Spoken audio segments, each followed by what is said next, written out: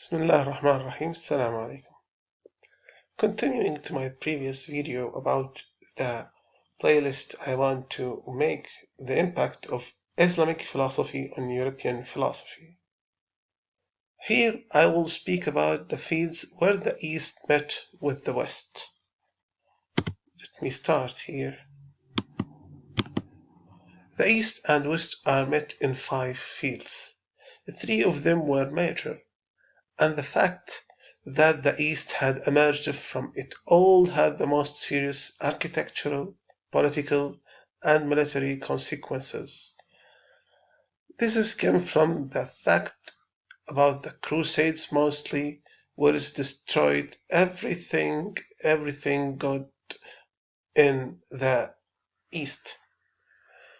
And while we have this kind of interactions, we have what we know as the mutual knowledge between two sides. But unfortunately, the side who take the most knowledge was the West side. As for the West, they all came out better. I will know it came better for them because they are feeling a very bad situations, and mostly the main cause for these crusades is about money, about the hunger they are facing in their countries. The first area was in Andalusia. Andalusia, what's known today as Spain, where the Arabs ruled for about 800 years. The second area or the second field was in the Sicily in Italy, where the Arabs ruled too for centuries, and you could feel the Arabs' spirit in Sicily. And then the Syrian Egyptian coast, all about this coast, where this coast endured all the crusades during 2 centuries and suffered from the crusades for 2 centuries. These the 3 main areas we have these kind of interactions between 2 nations.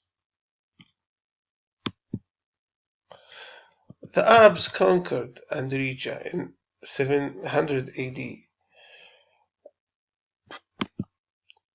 They built a superpower whose features are still visible to mankind to the present days. Even when an illiterate state was awakened,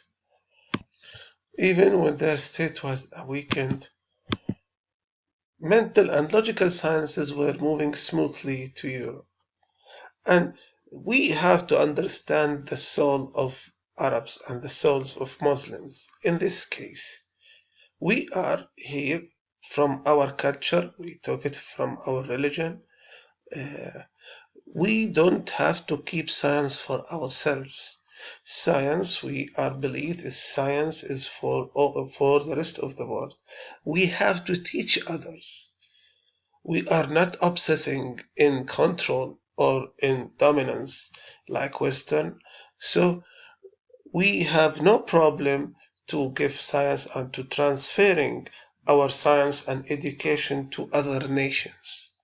This is the fact we have to understand, and people must understand it in this time. Okay, Andalusia coveted the science of the East. East in Baghdad was fully scientific, especially in the House of Wisdom, and Andalusia bringing books and scientists, and not too long until its major cities such as Cordoba, Valencia, Malaga, and Seville became a scientific beacon in the heart of Europe. We have to read this carefully because we will see after that how this is affect to many European intellectual and many European people who are take who are became leaders for their nations and start the scientific revolutions in Europe. Universities were built where mathematical and logical sciences were taught, and the university students were not only Muslims. This is to the facts. We have no restriction in front of anyone of anyone want to enter universities, but the doors of universities were open to European Christians too. Was the fact. Andalusia, people of Andalusia were Muslims, and during Middle Ages we have this kind of sensitivity between Muslims and Christians, but in the field of science, Muslims have no problem to allow European Christians to enter their universities. The first one, you may be shocked about this fact, the Pope Silvester II. He is the Pope. He was the Pope. One of these students, a Frenchman named Gerbert, later became the Pope, who returned from Andalusia, the Pope Silvester II, with numerical sciences. It was the beginning of the mathematics there. Andalusia take the science of Baghdad, the science of Iraq, the Arabic sciences, and translated for many languages. One of them was Latin language, as we said previously, and he was attended the universities in Andalusia, and he learned a lot about numerical sciences, Arabic language, and Greek philosophy, where it was in Arabic language. And he was the only pope who are able to speak Arabic fluently during and till now he is the only pope who was speaking Arabic. The second famous man was Robert of Chester, an English intellectual who translated Kitab al-Jabr wal-Muqabala for al-Khwarizmi. The first book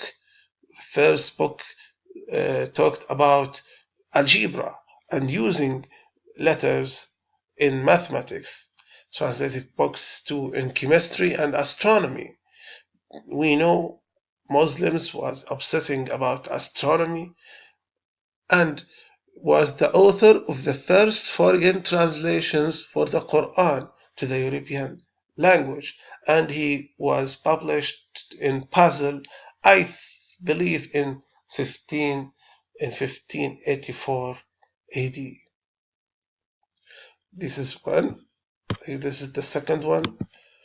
Among them was the English writer Daniel Morley, who had lived in Andalusia for a few years and translated Ptolemy's Almagest book from Arabic into Latin.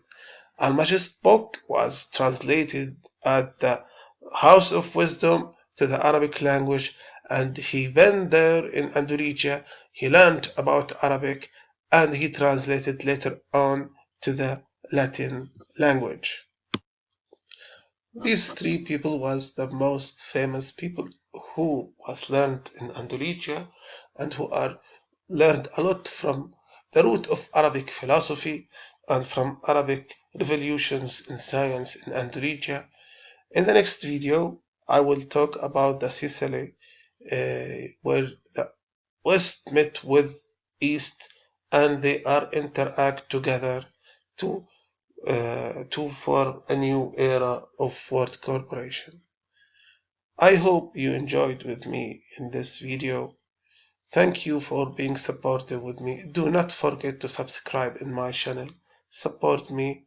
Thank you very much and goodbye.